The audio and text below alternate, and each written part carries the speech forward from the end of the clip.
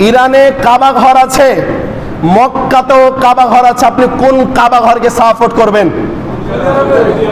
আল্লাহ নিজে কোরআনের আয়াতে বলছেন যে আমি মক্কাতে মুসলিমদের জন্য, কোথায়? আমি কিন্তু মক্কার কথা বলছি। মক্কাতে মুসলিমদের জন্য ইবাদতের সর্বপ্রথম ঘর নির্মাণ করা হয়, সেই ঘরের নাম কি? কাবা। এখন আপনি বলেন, যেই কাবাতে যাওয়ার পরে আপনি আমি হজ করি, যে হজকে আল্লাহ ফরজ করেছে না করে নাই? এখন এই কাবা, এই মক্কার কাবাও তারা একই স্টাইলে ইরানে তৈরি করেছে। নাউজুবিল্লাহ বলবেন। কথা একটু ভালো করে মনে রাখবেন, ইরানকে সাপোর্ট করবেন কি সৌদি আরবকে করবেন, যে আপনার বিষয়।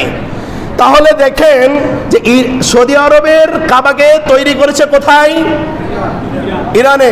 যদি বিশ্বাস না হয়, আল্লাহি আল্লাহর কসম করে বলছে, অনলাইন আপনারা দেখবেন, তারা তাওয়াফ করতেছে। কি করতেছে?